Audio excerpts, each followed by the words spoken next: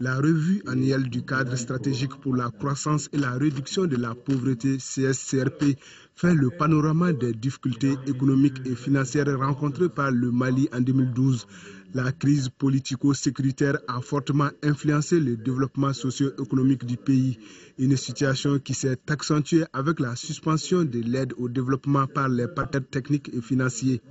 En 2012, il n'y a eu ni investissement ni assistance financière des partenaires. Donc le seul budget de l'État ne pouvait pas être utilisé à la fois pour payer les salaires, pour pouvoir s'occuper de l'éducation, de la santé et autres. Donc c'est pour ça que la situation s'est dégradée globalement et nous avons assisté à une augmentation de la pauvreté. Sur une prévision de 5,5%, 2012 a connu un taux de croissance de moins 1,2%. L'inflation a atteint un seuil de 5,3% contre 3,1% en 2011. La session annuelle de la revue du CSCRP offre une occasion de dialogue entre partenaires au développement et gouvernement. Et les partenaires se disent disposés à accompagner l'État du Mali pour le renouveau. Le suivi de la conférence de Bruxelles sera une tâche prioritaire avec le but de mettre en œuvre les engagements de la communauté internationale entrepris à Bruxelles dans le contexte du plan de relance durable du Mali sur la base d'une bonne et efficace gestion des ressources. Le retour de la stabilité, de la paix, la bonne gouvernance, la transparence budgétaire et le respect des droits de l'homme dans le pays sont quelques préoccupations évoquées par les partenaires. Le peuple malien et ses dirigeants actuels, mais aussi futurs, tirant les leçons de ce qui s'est passé, resteront engagés pour la bataille pour le renouveau du Mali. À titre de rappel, la conférence de Bruxelles tenue en mai dernier a permis de recueillir 3,245 milliards d'euros, soit plus de 2153 milliards de francs CFA de promesses d'aide pour le renouveau du Mali.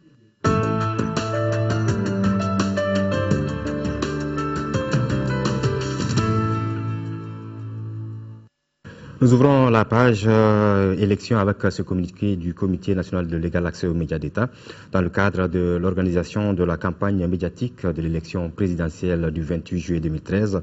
Le président du Comité national de l'égal accès aux médias d'État invite les candidats dont les noms suivent à se présenter au siège de l'organe le dimanche 7 juillet 2013 pour l'enregistrement de leur message de campagne. 9h30, M. Soumaïla Sissé, URD. 10h, M. Shogel Kokala Maïga, MPR. 10h30, M. Oumar Mariko, Sadi. Et 11h, M. Ousmane Benfana Traoré, PCR. Au Mali, depuis le 2 juillet, les 20 premiers observateurs de la mission d'observation électorale de l'Union européenne sont déployés aujourd'hui à long terme dans le pays. Avant de s'embarquer pour leurs localités respectives, les observateurs ont animé un point de presse à l'hôtel Radisson, histoire d'expliquer à la presse les modalités de leur déploiement. Compte rendu de Nam de Dambélé. Pour le premier tour de l'élection présidentielle prévue le 28 juillet 2013, 90 observateurs de l'Union européenne seront déployés sur le terrain. Après une formation de 4 jours, le premier groupe a quitté Bamako ce samedi pour les zones de responsabilité. Nous faisons une observation d'au moins 20 minutes dans chaque bureau de vote où nous sommes, où nous voyons si tous les droits que les Maliens ont, qui sont déjà dans la loi malienne et qui sont conformes aux normes internationales, sont bien établis ce jour-là, que tout le monde ait le droit à voter, qu'il ait les facilités, enfin le votant, l'électeur, c'est lui qui a tous les droits et que ses droits soient respectés.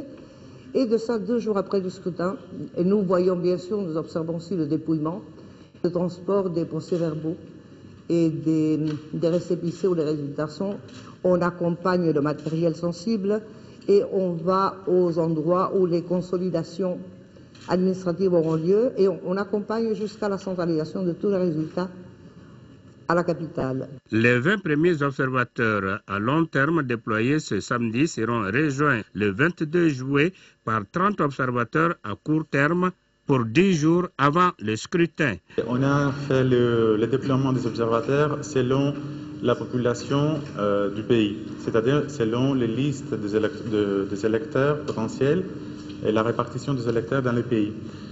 Donc, on a déployé les 10 équipes dans le sud du pays. Les 90 observateurs sont issus de 27 des 28 États membres de l'Union européenne, de la Norvège et de la Suisse, pays partenaires pour l'observation.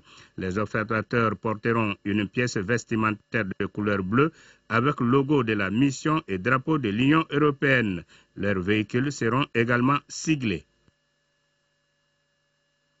La campagne électorale pour l'élection du président de la République s'ouvre à partir de 0 heure. À cette occasion, le président de la Commission électorale nationale indépendante s'adresse aux candidats. Mamadou Diamouteni, que vous allez entendre, exhorte les 28 candidats à la courtoisie au cours de leurs meetings respectifs. Le président de la CENI rappelle quelques dispositions de la loi électorale interdisant les déclarations injurieuses ou diffamatoires lors des campagnes. Les propos de Mamadou Diamouteni sont recueillis par Mohamed Diarra. En consacrant une journée à la propriété du cimetière Labanso et de son pourtour, Ségou évoque son caractère de ville propre d'antan, un comportement que les héritiers doivent s'approprier. Je souhaite que tout un chacun, jeune et acteur, pour améliorer le cadre de vie, ait une vision commune. Une vision commune qui fait de l'assainissement l'affaire de tous dans la cité. L'assainissement, l'affaire de tous, c'est un comportement. C'est un état d'esprit qui commence au niveau individuel, au niveau familial, au niveau du groupe, au niveau régional, au niveau national, international, mondial. Mais chacun doit jouer son rôle dans l'assainissement. Cette journée s'inscrit dans le programme d'urgence d'assainissement de Ségou d'une part et de la quinzaine de l'environnement d'autre part. Je voudrais particulièrement m'adresser aux collectivités. Mesdames, Messieurs les maires, je crois que dans notre pays, l'assainissement fait partie des matières qui, dans le cadre de la politique de décentralisation, ont été transférés aux collectivités. Dès que le transfert est fait, il faut l'assumer. Et la presse est un autre acteur déterminant dans le combat que nous voulons mener. 200 jeunes présents au Forum national de la jeunesse du Mali à Ségou ont pris part à cette journée. Le ministre a visité des lavoirs couplés de Puisard à Konobougou et à Ségou. Il a enfin échangé avec les travailleurs de la direction régionale de l'assainissement et du contrôle des pollutions et des nuisances de Ségou. Voilà, erreur d'aiguillage que nous allons rectifier au cours de cette édition. On va certainement aller cette fois-ci du côté de Koulikoro. Le ministre de l'administration territoriale, de la décentralisation et de l'aménagement du territoire a retiré samedi sa carte NINA et a encouragé les autorités de la région pour le travail en cours. Le colonel Moussa Sinko Koulibaly a également sollicité la bénédiction des notables de la capitale du Méguétan pour la réussite de ces élections de 2013. Koulikoro, les détails avec Seydou Traoré. C'est dans le vestibule du chef de quartier de Koulikoroba que le ministre de l'administration territoriale, de la décentralisation et de l'aménagement du territoire a retiré sa carte NINA dans les environs de 10 heures. Colonel Moussa Sinko Koulibaly, ayant été enrôlé à Koulikoro lors des opérations du GRAVEC, est rentré en possession de sa carte d'électeur et celle de sa femme en présence des autorités de Koulikoro. La carte NINA numéro 761, tirée de la boîte 102 761, permettra donc au ministre Koulibaly d'accomplir son devoir patriotique le 28 juillet prochain. Je suis là ce matin dans le premier mois de retirer la carte pour me permettre de choisir le candidat pour lequel je voudrais voter le 28 juillet, mais aussi encourager le gouverneur et ses équipes qui sont en train de faire un travail formidable. La distribution se passe conformément aux dispositions qui avaient été arrêtées par le ministère en relation avec les gouverneurs, les préfets et les sous-préfets. Ça se passe de très bonnes conditions, les équipes sont bien organisées et je pense que d'ici à une semaine et demie, on pourra distribuer 80 à 90% des cartes. Avant de prendre la route de Bamako, le ministre colonel Moussa Sinko Koulibaly a aussi invité les notables de la capitale du Méguétan à accompagner les autorités de transition pour la bonne organisation des élections à venir. À Koulikoro, toujours, les agents de distribution des cartes NINA font du progrès dans la remise des cartes d'électeurs. La situation à ce jour est encourageante. C'est du moins le constat des autorités administratives qui se sont rendues sur certains lieux de remise des cartes. En une semaine, plus de 25% des cartes NINA ont été remises aux bénéficiaires. Koulikoro, c'est de Traoré. Aux différents endroits, plateau 1, Koulikoro Centre, Koulikoro Bas et Souban, c'est le même engouement. Chaque citoyen n'inspire qu'à retirer sa carte à temps pour pouvoir voter le 28 juillet prochain. À ce jour, sur un total de 24 200 cartes NINA, 6 227 ont été retirées. Au démarrage, on a enregistré beaucoup de difficultés parce que tout le monde voulait avoir sa carte le même jour. Donc c'est ce qui a fait qu'on n'a pas pu progresser comme il fallait. Par quartier, les équipes sont souvent débordées. Au quartier Souban, l'équipe dirigée par Konimba Dambélé a presque terminé de distribuer ses lots de cartes. Pour ici, quand même, ça se passe comme prévu. On a commencé depuis le samedi. Bon, pour le moment, tout est déjà distribué. Il nous reste quelques cartes seulement. L'impression d'ensemble est bonne. Quand ils sont arrivés, ils ont trouvé que ce que nous avions envisagé n'était pas très convenant parce que leur objectif, c'est d'atteindre le maximum de gens dans la journée. Le constat qui se dégage enfin est que les populations sont impatientes et déplorent la lenteur de certaines équipes. Et tout cela, le préfet Marc rassure. Les résultats satisfaisants, nous sommes au-delà de 5% de distribution des cartes déjà, pour moins de 20% des temps consommés. Donc nous estimons que dans les délais, nous pourrons remettre l'ensemble des cartes. Pour l'élection du 28 juillet 2013, la possession de la carte NINA est la condition indispensable pour l'accès au bureau de vote. 100% de retrait des cartes NINA et une participation massive aux différents scrutins. Tel est le souhait de notabilité de Sikasso. Pour réaliser ce souhait, les notables du Kénédougou multiplient les actions de sensibilisation et de mobilisation. Compte rendu de Daouda Diakité. Fidèles à leur rendez-vous hebdomadaire de tous les lundis, dans le légendaire vestibule pour passer en revue les grandes préoccupations. La notabilité de Sikasso depuis quelques semaines a placé au cœur de ces échanges la réussite du processus électoral.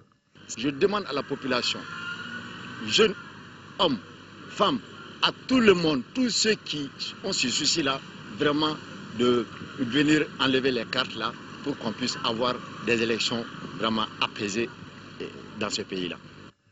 Sur le terrain, les populations sont dans la dynamique. De longues files d'attente sont visibles sur différents sites de distribution comme ici à Médine, à Mankourani ou encore à Bougoula-Ville. Normalement, on doit distribuer 200 par jour. Mais le plus souvent, à part le premier jour, chaque jour on fait plus de 300 cartes. Donc les gens viennent vraiment prendre leurs cartes, ils viennent les retirer. Les difficultés, comme nous sommes à Médine ici, il y a quelques cartes qu'on peut retrouver soit à Amdalay, soit à l'école Tcheba, au camp Tcheba. Bon, à part ça, ça va, il n'y a pas de problème. Une opération qui se déroule à la satisfaction de l'administration. Il y a l'engouement, tout le monde veut avoir cette carte qui plaise beaucoup quand même aux électeurs. Donc à l'heure actuelle où je vous parle, le taux est à 34,84%. Donc c'est un taux à apprécier. Signature de protocole d'accord politique entre le Rassemblement pour le Mali et 16 formations politiques avec les membres du regroupement IBK Mali 2012. Le nombre de partis alliés du RPM est porté à 36. Outre le candidat Ibrahim Boubacar Keïta, des leaders politiques tels Tcheman Hubert Koulibaly de l'UDD, professeur Younous Amey Diko du RDS et Soumeli Boubé Mega de ASMA CFP sont parties prenantes de l'accord. Moïse Traoré. L'accord politique concrétise l'alliance électorale entre le Rassemblement pour le Mali RPM et 16 formations politiques. Les partis signataires s'engagent à favoriser tant l'émergence des vrais pouvoirs que d'une gouvernance fondée sur le respect de la volonté des citoyens issus d'un suffrage populaire et légitime dans le respect des principes républicains et démocratiques. Restaurer l'autorité de l'État et promouvoir l'État de droit fondé sur la moralisation du service public et sur un nouveau type de comportements sociaux basés sur l'éthique et le respect de la dignité humaine.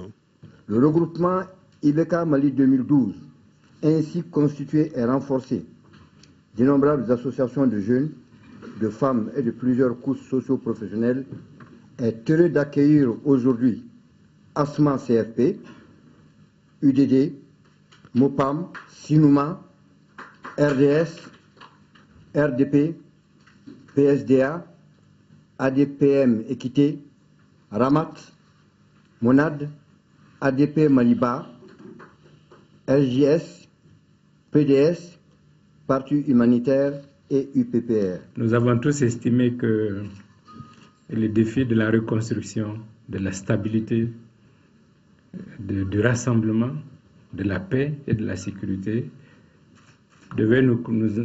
ces défis-là nous ont conduits à porter notre confiance sur Ibrahim Boubacar Keïta pour être notre porte-drapeau à tous. En 5e région, les activités préparatoires des élections se déroulent normalement avec 35% des cartes NINA retirées et la présence des matériels de documents électoraux dans toutes les circonscriptions électorales de la région. C'est ce qui ressort des échanges sur l'état des préparatifs des élections entre le gouverneur de la région et l'ensemble des acteurs impliqués dans le processus électoral. Yacouba Maïga.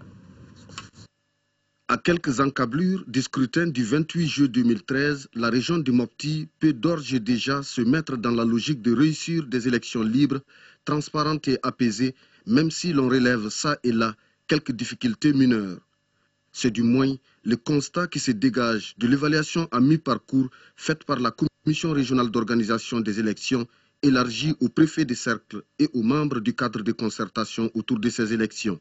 Tous les préfets sont à jour dans l'exécution du chronogramme des élections, ainsi que les sous-préfets et les maires pour tous ce qui concerne les actes qu'ils doivent prendre à leur niveau. La distribution des cartes NINA, en une semaine, le taux moyen d'enlèvement des cartes se situe aux environs de 35%.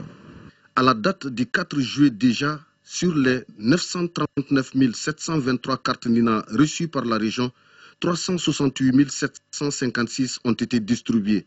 Quant aux radiations et transferts, ils se chiffrent respectivement à 11 833 et 9 740. On estime également le nombre d'électeurs potentiels provisoires à 948 466 électeurs avec 3 063 bureaux de vote provisoires.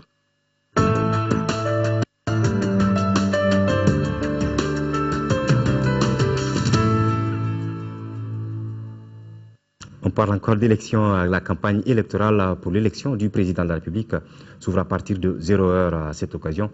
Le président de la Commission électorale nationale indépendante s'adresse aux candidats.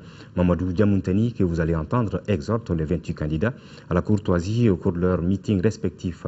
Le président de la CENI rappelle quelques dispositions de la loi électorale interdisant les déclarations injurieuses ou diffamatoires lors des campagnes. Les propos de Mamadou Diamontani sont recueillis par Mohamed Diarra. Madame et Messieurs les candidats à l'élection du président de la République, scrutin du 28 juillet 2013.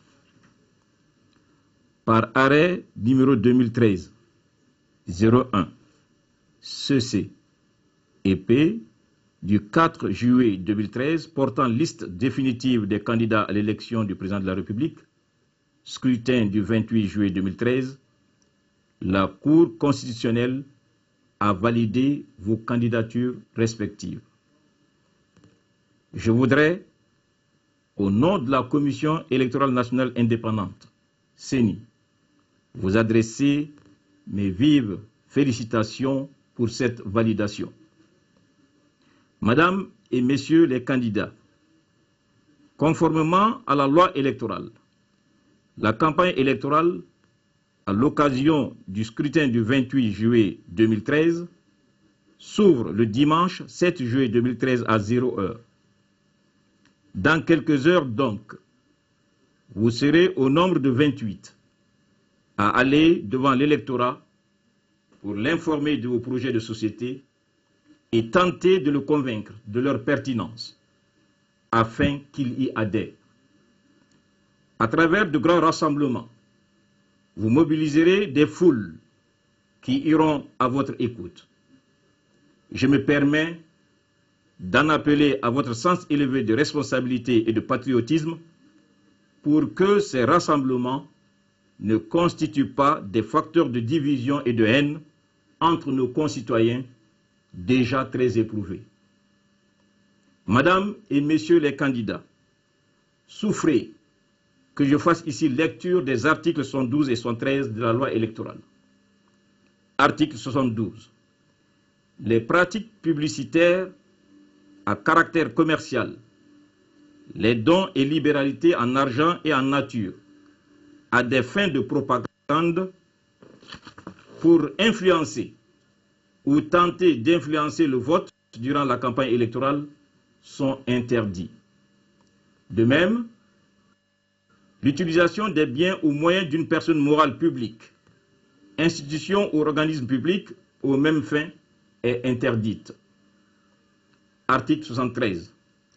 Il est interdit de procéder, lors des campagnes, à des déclarations injurieuses ou diffamatoires, par quelque voie que ce soit, à l'endroit d'un ou de plusieurs candidats aux listes de candidats. Madame et Messieurs les candidats, le Comité national de l'égal accès aux médias d'État veillera, conformément à sa mission, à l'accès égal aux médias d'État pour vous tous. Avec lui, la CENI veillera sur le contenu de vos messages respectifs. D'une façon générale, je voudrais vous rassurer de la détermination de la CENI à remplir sa mission en veillant à la régularité des élections et au respect des droits des candidats que vous êtes et des électeurs dont vous sollicitez le suffrage. La carrure de femmes et d'hommes d'État que vous incarnez, au regard du parcours de chacun d'entre vous, nous donne l'espoir que vous appellerez vos militants au respect de l'autre et à l'apaisement afin que nous ayons droit à une campagne civilisée. Que Dieu bénisse le Mali. Je vous remercie pour votre attention. La première dame de la République vole au secours des femmes déplacées des régions du Nord et les enfants du village SOS de Soukoura dans la région de Mopti avec un montant de 10 millions de francs CFA pour leur insertion économique et le retour des bénéficiaires dans leurs localités respectives. La cérémonie de remise s'est déroulée cet après-midi à la résidence du président de la République par intérim. Reportage de Agali Agagissa. Les gestes à l'endroit des femmes déplacées des régions du nord du Mali concrétisent une promesse faite par la première dame lors de sa visite dans les camps des déplacés. Les coordinations des femmes déplacées de 3 régions ont ainsi chacune bénéficié d'une somme de 3 millions de francs CFA pour le retour et l'insertion économique de leurs membres. Les montants ont été remis aux gouverneurs des régions concernées ou à leurs représentants. C'est un sens humanitaire, parce que qui connaît aujourd'hui la situation de Kidal, et surtout les femmes et les enfants, et celui qui donne de l'argent à cette couche-là, c'est comme que vous avez aidé pratiquement toute la population de Kidal. Ce n'est pas aussi le premier geste que Madame la Première Dame nous avait fait. Nous sommes là actuellement, c'est notre 2e fois. C'est un geste qui nous va droit au cœur. Quant à la Première Dame, elle a surtout insisté sur le rôle des bénéficiaires dans la réconciliation nationale dès leur arrivée dans leurs localités respectives. Je compte beaucoup sur vous pour la réconciliation nationale. Sans paix, il n'y a pas d'activité. Sans paix, il n'y a pas de santé. Je vous ai parlé d'activités génératrices de revenus. En tant que femme, il faut travailler aussi. Être fier de soi-même. Donc, montrez-vous capable de contribuer au développement de vos régions. La Première Dame a également redonné du sourire à ce qu'elle appelle ses petits maris, les enfants du village SOS de Soukoura, puisqu'il s'agit d'eux déplacés à Kita et Sanankroba suite aux événements du Nord ont bénéficié d'1 million de francs CFA et de l'eau d'habits pour rentrer à Sévaré. À la veille du mois de Ramadan, la Première Dame a élargi son action humanitaire à l'Association des femmes musulmanes du Mali. Le don à l'endroit des musulmanes est composé de 10 sacs de sucre, 10 sacs de couscous, 100 litres d'huile et plusieurs autres vivres. La présidente de l'association a salué ce geste qui n'est pas le premier de la part de la donatrice. Elle a formulé des bénédictions pour le retour de la paix au Mali. En 5e région, les stocks en produits de première nécessité sont suffisants pour les besoins du mois de Ramadan, avec la possibilité de servir les régions du Nord. C'est le constat qui découle de la rencontre du ministre du Commerce et de l'Industrie avec les opérateurs économiques de Mopti. Rencontre tenue vendredi au gouvernorat de Mopti. En prélude à cette rencontre, le ministre Tienan Koulibaly avait visité les magasins de stockage de Mopti et de Sévaré. Moustapha Doumia. Cette visite du ministre du Commerce et de l'Industrie en région de Mopti s'inscrit dans le cadre des préparatifs du mois de Ramadan.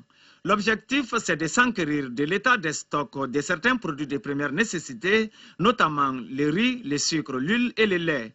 Après avoir visité les principaux magasins de stockage de Sévaré et de Mopti, le ministre a rencontré les opérateurs économiques de la région. Nous avons été heureux de constater que les magasins ici à Mopti sont très bien approvisionnés, que les grossistes de Mopti sont en bon rapport avec leurs clients habituels de Douaza, de Tombouctou, de Gao. Gao étant lui-même source d'approvisionnement pour Kidal, pour que justement tout le monde soit approvisionné normalement pour le Ramadan. Comme stock disponible, la région dispose de 12 500 tonnes de riz, 2 672 tonnes de sucre, 1 458 litres d'huile et 1 millier de sacs de lait. Aussi, il est attendu des quantités importantes de ces denrées dans les tout prochains jours, ce qui fait dire que les quantités disponibles de denrées peuvent largement suffire la région de Mopti et même ravitailler les régions du Nord. Dans la région du Nord, même présentement, nous avons des bons de livraison en cours. Nous livrons Gao, ainsi de suite, Gao aussi livre les autres côtés du Nord. Au niveau de nos clients qui se trouvent au niveau du Gao et de Tombouctou, ils sont tous là. Même hier, on a fait des chargements qui sont partis à Gao et Tombouctou. Au cours de la rencontre avec les opérateurs économiques de la région de Mopti, les commerçants ont évoqué leurs principales préoccupations essentiellement relatives à l'accompagnement de l'État. Fin de la visite du ministre du Développement social, de la solidarité des personnes âgées dans la cité des Rails. Mamadou Sidibé est allé s'enquérir de la mise en œuvre de l'assurance maladie obligatoire à Mo et de la MED en première région. Il a rencontré les différents acteurs impliqués et a échangé avec eux sur la mise en œuvre de cette réforme en matière de protection sociale. Les questions abordées concernent aussi les acquis et les difficultés rencontrées dans la mise en œuvre de l'AMO. Reportage de Jafar Aïdara. Cette mission du ministre du Développement social et de la solidarité des personnes âgées est de contribuer à l'amélioration des prestations au profit des personnes couvertes par l'AMO et le RAMED. Elle a permis au ministre d'apprécier les avancées enregistrées sur le terrain dans la région de Caille. Nous sommes réconfortés du fait que dans les établissements de soins, dans les pharmacies, au sein des organismes gestionnaires délégués, une habitude est en train de se renforcer en termes de maîtrise de la gestion de l'assurance maladie. Au cours de cette visite, le docteur Mamadou Sidibé a pu s'informer sur les difficultés, les contraintes et limites dans la mise en œuvre de deux réformes au niveau de la région. Apporter des éclairages quant aux mesures déjà préconisées au niveau national et donner des orientations ou instructions pour surmonter ces difficultés. C'est une réforme qui a été initiée déjà depuis 2 ans, qui a connu beaucoup d'interprétations, beaucoup de difficultés, mais qui, depuis l'année 2011, commence à se stabiliser. L'un des principes majeurs, c'est que tout assuré qui est affilié puisse disposer d'une carte qui lui permette de l'identifier. Vous avez entendu un peu les prestataires aussi, par rapport au risque qu'il y a de malversation concernant l'utilisation des récépissés. Nous avons aussi entendu les problèmes qui sont liés au remboursement, qui des fois traînent. Mais tout cela, c'était quelque chose de prévisible et de prévu. Et donc notre rôle, c'était de venir ici sur place pour essayer de nous assurer que les choses peuvent être améliorées. La remise des cartes aux adhérents de l'AMO, cette remise de cartes était bonne pour le directeur général de la CANAM de procéder à la signature de conventions entre la CANAM et 10 officines des pharmacies. Ensuite, le ministre s'est rendu à Lontou pour constater les dégâts causés par les inondations survenues dans la nuit du 27 au 28 juin. Là, il a remis aux victimes une enveloppe d'1 million de francs CFA comme contribution du gouvernement. Une journée de solidarité a été organisée en faveur des réfugiés maliens le jeudi 27 juin dernier à Ouagadougou, Burkina Faso, initiée par la Commission nationale pour les réfugiés CONAREF et l'association Solidarité internationale pour le Mali. Elle avait pour but de faire le point d'un appel à la solidarité et inciter d'autres donateurs à laisser parler leur cœur. Environ 12 millions de francs CFA ont été mobilisés et des promesses enregistrées au cours de cette journée de solidarité qui, je le rappelle, a été organisée en faveur des réfugiés maliens le jeudi 27 juin dernier à Ouagadougou, au Burkina Faso. Voilà les images que vous suivez au cours de cette journée de solidarité organisée en faveur donc, des réfugiés maliens au Burkina Faso. La campagne agricole 2013-2014 a bien démarré dans les zones de production de l'Office du Niger et les perspectives sont prometteuses. C'est le constat général qui ressort de la visite d'une mission des membres de la Commission développement rural et environnement de l'Assemblée nationale du Mali. Pendant 2 jours, les parlementaires ont sillonné les différentes zones de production. Reportage de Kandesila. Les zones de production de Nyono et de Ndebougou ont constitué la première journée de la visite des parlementaires en zone Office du Niger. Les champs des producteurs, les travaux d'entretien périodique et les magasins de stock ont constitué les centres d'intérêt de la visite. La seconde étape a concerné les zones de Massina et de Kolongo. Dans l'ensemble des... La date indicative de la fin du répiquage est le 15 août. Nous comptons en tout cas terminer dans la première décade du mois d'août. Aussi, les députés ont échangé avec les producteurs et l'encadrement sur les préoccupations majeures. Au regard des constats, il y a de quoi satisfaire les élus de la nation. Le constat était très favorable parce que les semences sont venues à temps. Nous avons effectivement un magasin de stock qui était très bien fourni. L'approvisionnement est là, les camions sont là en train de descendre l'engrais. En dehors de ça aussi, nous avons visité les réseaux hydrauliques. Ça aussi, les travaux sont en train de bien avancer et dans les délais. Notons que cette mission de 2 jours dans les zones de production de l'Office du Niger s'inscrit dans le cadre des missions périodiques de la Commission développement rural et environnement national au début et à la fin de chaque campagne agricole. Nous restons avec les parlementaires et cette autre mission de supervision de la Commission développement rural et environnement de l'Assemblée nationale qui a séjourné en 3e région.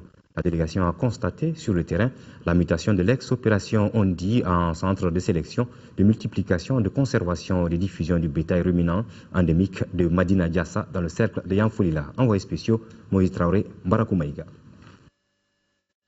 Les membres de la Commission développement rural et environnement de l'Assemblée nationale supervisent la mutation de l'ex-Ondi en centre de sélection, de multiplication, de conservation et de diffusion du bétail ruminant endémique de Madina Diassa dans le cercle de Yanfolila. C'est la 2e visite des parlementaires en 4 ans. Ce qu'on a constaté, les gens ils sont mutés ici, ils viennent, ils font 1 an, on les forme. On les met dans les conditions, 2e année, 3e année, ils s'en vont. Aujourd'hui, la route a été retapée, vous avez vu vous-même, hein, c'est assez... Donc ça demande beaucoup de moyens en termes de véhicules, en termes de motos. Dans le ranch de plus de 7000 hectares, il a été procédé à la production de 276 bovins Ndama, des reproducteurs améliorés destinés à l'exportation et à la traction animale sur les périmètres villageois. Il y a des choses à faire encore, c'est-à-dire que... Et puis la motivation des agents. Vous n'avez pas une couverture télé dans toute la zone, vous n'avez pas de réseau téléphonique. Parmi les acquis de l'ex-opération, création d'un berceau de la race bovine Ndama à Yanfolila, on dit 18 micro-barrages et des mares d'abreuvement. Les bénéficiaires en apprécient la qualité de la production piscicole et les substantiels gains tirés du maraîchage. L'ex-Ondi a été mise en place en 1975. L'opération est inscrite dans le cadre de l'exécution du volet Mali du projet sous-régional de gestion du bétail ruminant endémique, projet B. Voilà, l'armée malienne a pris position depuis hier, vous le savez, au camp 1 de Kidal, Nos soldats ont été salués à leur arrivée hier après-midi par une foule nombreuse, mais ce matin, la devanture du camp était envahie par d'autres manifestants hostiles au retour de l'armée à Kidal. Le commandant de la région militaire de Kidal, le colonel Mamari Kamara, a reçu dans la journée des jeunes et des femmes venus soutenir l'armée malienne. Il leur a témoigné la disponibilité des forces armées maliennes à assurer leur sécurité en collaboration avec les forces de l'aménagement et Serval. Suivons tout d'abord l'ambiance à l'arrivée de l'armée à Kidal. J'ai vu Mali, j'ai fatigué, je vais Mali. Ouais, pourquoi Mali,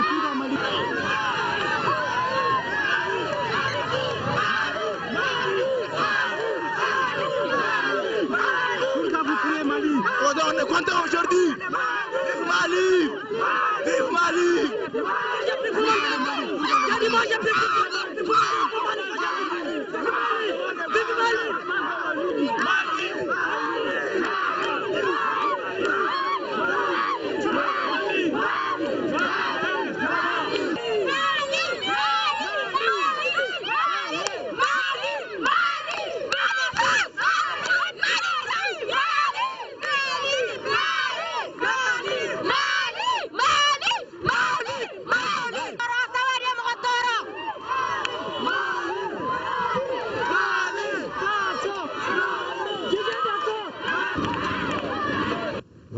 Je suis animé ce soir par un sentiment de joie et de soulagement parce que nous venons d'atteindre les populations qui n'étaient pas sous la protection des forces armées et de sécurité du Mali.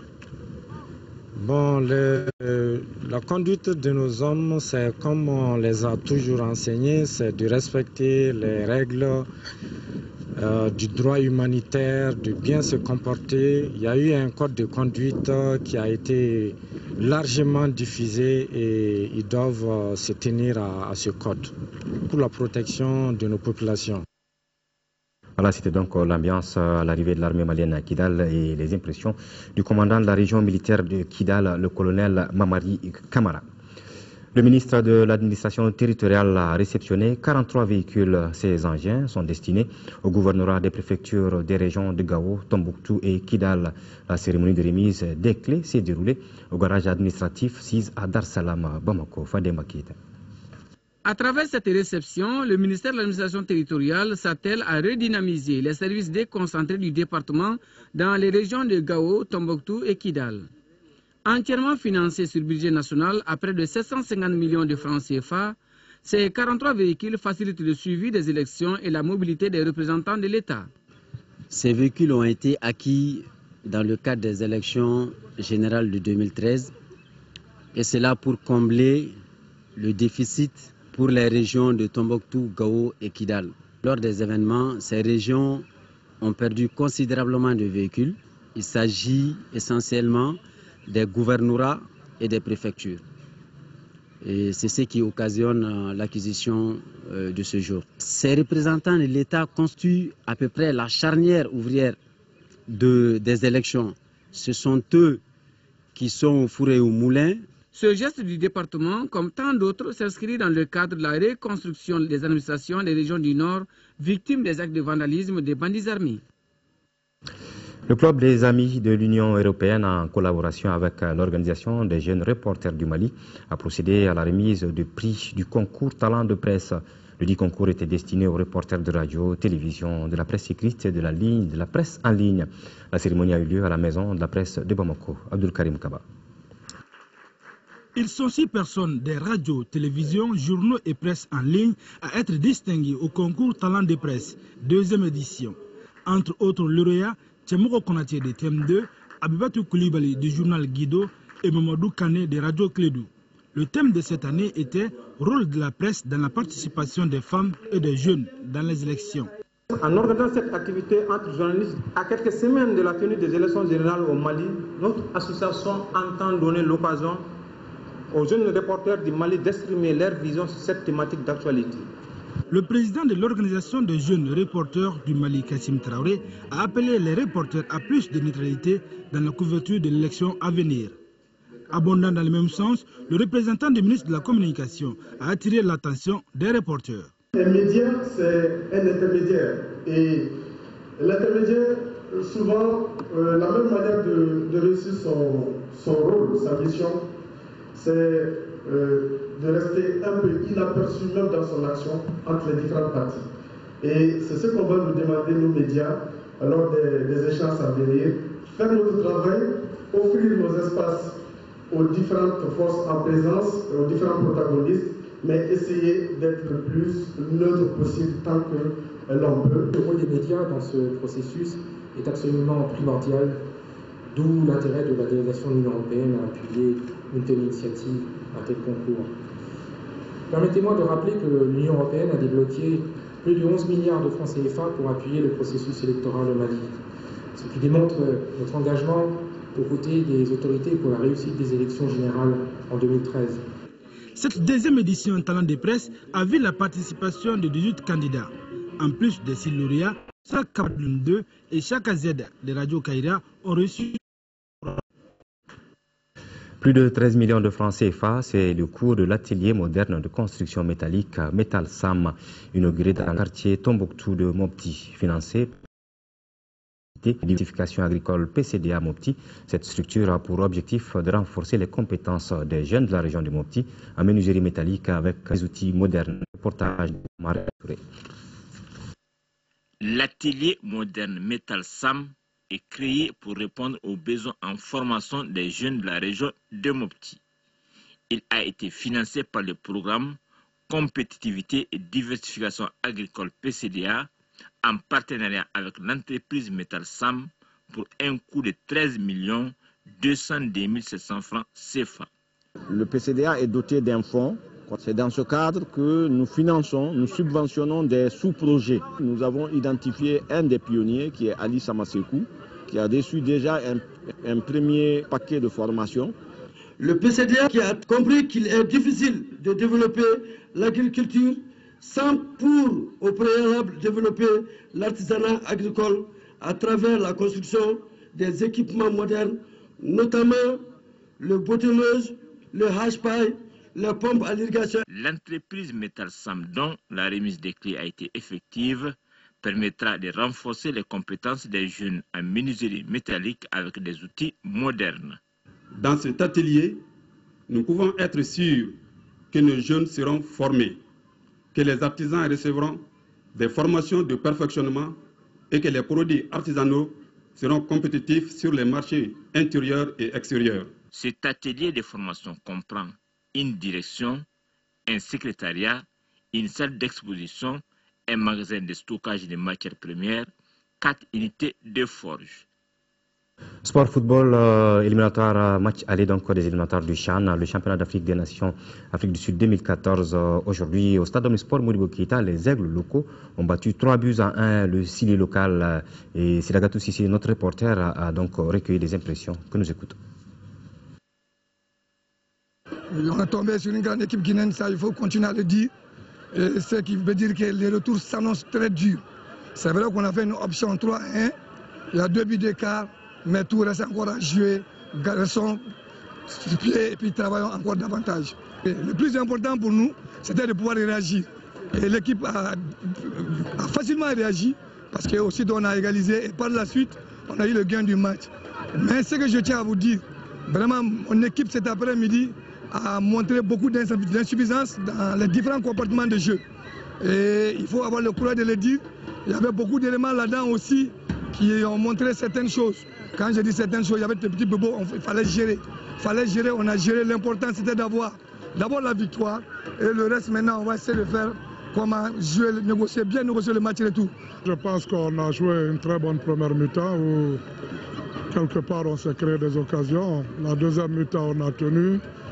À 15-20 minutes, je pense à un moment donné, il y a eu un peu de distraction au niveau de la défense. Et puis, on a un peu flanchi sur le plan physique. Et puis, je pense que l'adversaire a eu quelques 2 occasions qu'il a pu mettre au fond du filet, qui a basculé à la faveur du Mali. Je pense que ça a été catastrophique parce que la physionomie du match ne présentait pas le score. Je vous remercie, coach. C'est à moi de vous remercier.